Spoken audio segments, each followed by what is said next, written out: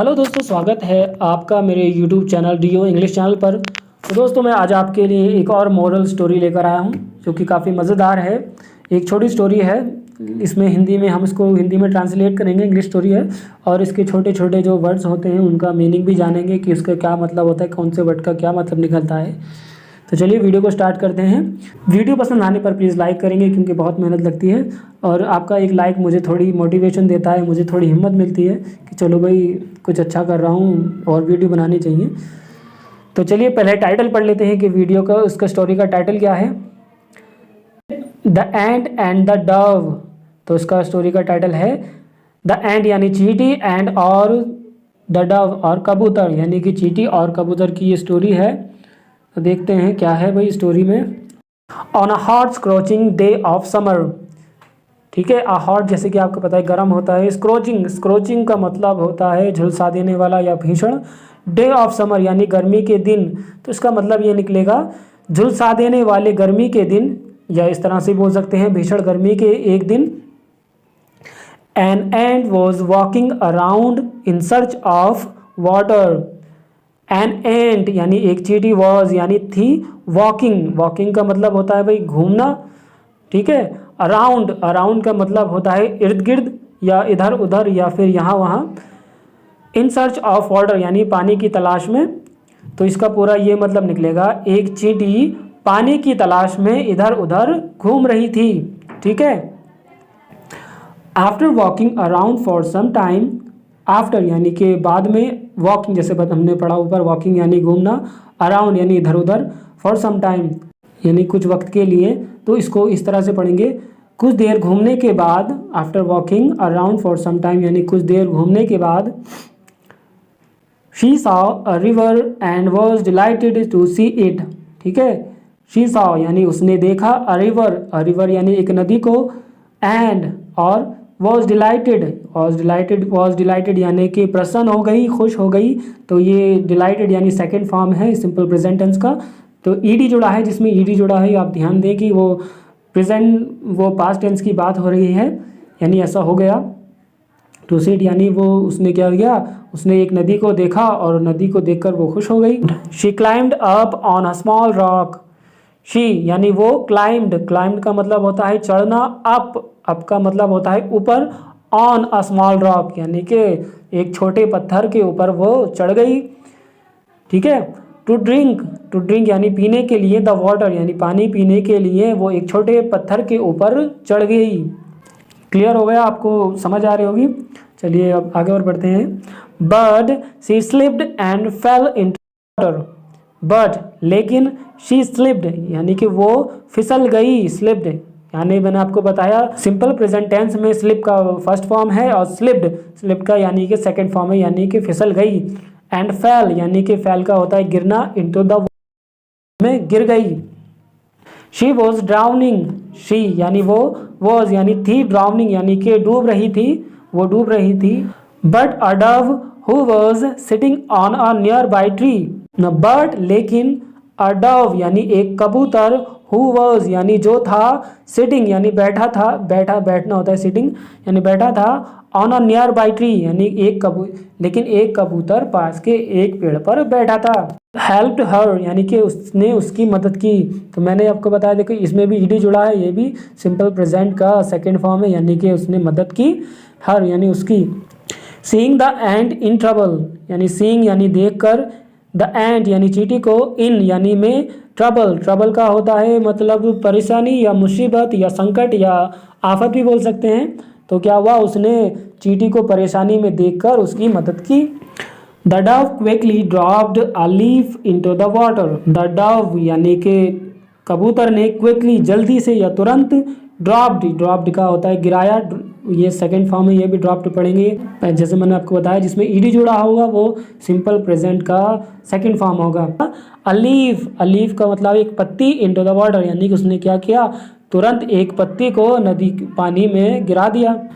The ant move towards the leaf.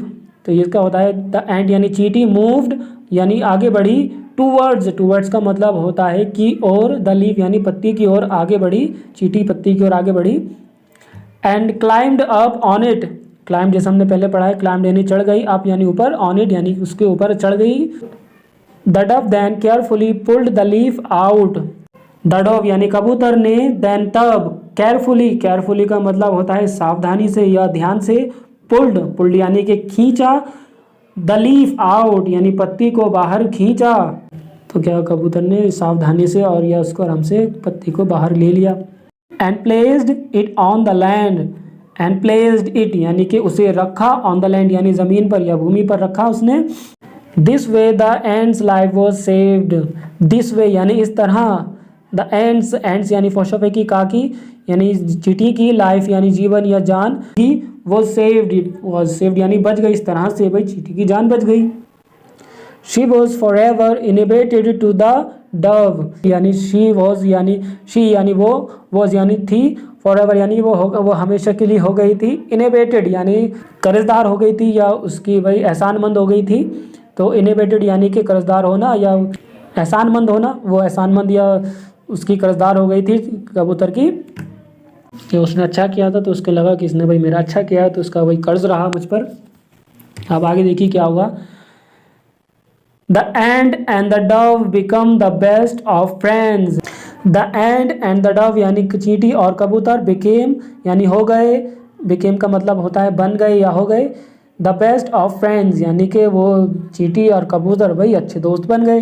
And the days passed happily, and days यानी और दिन, days यानी दिन, पास्ड यानी कि बीत गए, हैप्पली यानी खुशी से, और खुशी से दिन बीत गए। However one day a Hunter arrived at the forest. तो ये पूरा हो गया भाई, यहाँ से स्टोरी का ट्विस्ट आता है। देखिए क्या हुआ।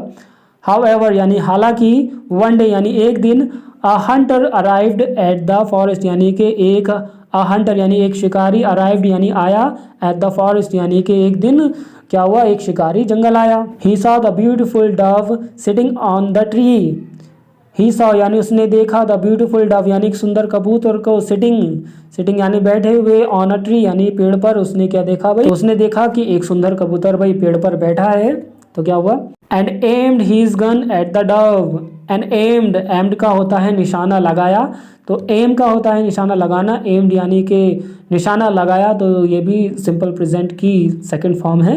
एम्ड यानी निशाना लगाया, हिज गन यानी अपनी गन से उसने निशाना लगाया, एट द डव यानी कि कबूतर पर अपनी गन से उसने निशाना लगाया। The end who was save the Dove saw this यानी कि चींटी ने क्या किया भाई, ये देखकर कबूतर की जान बचाई। क्या देखकर, अब देखिए क्या किया उसने। And bit on the heels of the hunter, and यानी और, बीट यानी काटा, ऑन द हिल्स यानी कि एड़ी में काटा, ऑफ द हंटर यानी कि तो यानी शिकारी की उसने एड़ी में काट लिया। He shouted from the pain and drop the gun. He shouted यानी वो चिल्लाया, फ्रॉम यानी से, द पेन यानी दर्द से वो चिल्लाया, एंड ड्रॉप्ड और गिर गई, द गन यानी और क्या हुआ, दर्द से चिल्लाया और गन गिर गई। The Dove was alarmed by the voice of the Hunter. The Dove was यानी कबूतर हो गया था, अलार्म्ड यानी कि उसे खतरे का अंदेशा हो गया था या खतरे का संकेत मिल गया था, यानी कि भाई कुछ ना कुछ तो खतरा है। तो किस चीज़ से खतरा, by the voice of the Hunter यानी कि शिकारी की आवाज़ सुनकर उसे खतरे का संदेशा हो गया, उसको लगा कि खतरा है। तो क्या हुआ, एंड रियलाइज्ड और उससे एहसास हुआ, what could have happened with him. What यानी कि क्या, कुड हैव का इस्तेमाल तब किया जाता है जब पास्ट में कुछ किया जा सकता था या कुछ हो सकता था, तो वहाँ पर कुड हैव का इस्तेमाल किया जा सकता है, वो कुड हैव का इस्तेमाल किया जाता है। जैसे कि आपको पता है कि ये कैन का पास्ट फॉर्म है, तो कुड हैव यानी ऐसा किया जा सकता था, ऐसा हो सकता था। तो उसने सोचा कि व्हाट कुड हैव हैपेंड यानी क्या हो सकता था, विद हिम यानी उसने से महसूस हुआ कि क्या हो सकता था। ही फ्लू अवे यानी कि वो उड़ गया। तो इस तरह से भाई चींटी ने भी, उस कबूतर की भी अपनी जान बचाई। तो मोरल ऑफ द स्टोरी से देखिए हमें क्या मिलता है सीखने को। A good deed never goes unrewarded. A good deed यानी कि एक अच्छा डीड का मतलब होता है काम होता है या कार्य होता है, यानी कि एक अच्छा कार्य, नेवर यानी कभी नहीं, गोज यानी जाता, अनरिवॉर्डेड यानी अनरिवॉर्डेड का मतलब होता है बेकार या व्यर्थ नहीं जाता। तो इसका मतलब ये हुआ कि एक अच्छा काम या एक अच्छा कार्य कभी बेकार नहीं जाता। तो आपको ये स्टोरी समझ में आ गई होगी कि इस तरह से भाई एक पानी की चींटी पानी की तलाश में थी, वो इधर उधर घूम रही थी लेकिन पानी नहीं मिल रहा था। लेकिन क्या हुआ, तभी उसने पानी देखा तो वो पानी पीने के लिए एक पत्थर पे चढ़ी, तो क्या हुआ, पत्थर पे से फिसल गई, फिसल कर उसमें डूबने लगी थी। तो क्या हुआ, एक कबूतर ने उसकी जान बचा ली। तो फिर वो उसकी एहसानमंद हो गई, कर्जदार हो गई। तो फिर वो अच्छे से दोस्त बन गया। फिर ऐसे ही वो परेशानी में था कबूतर, तो उसने भी उसकी मदद की। तो ऐसे हमें अच्छे अच्छे कार्य करने चाहिए और उसका फल हमें ज़रूर मिलेगा। तो ये थी मॉरल स्टोरी, एक छोटी सी कहानी। उम्मीद करता हूँ आपको ये पसंद आई होगी। तो यदि अगर आपको पसंद आए तो प्लीज़ लाइक करें, शेयर करें। So thank you for watching.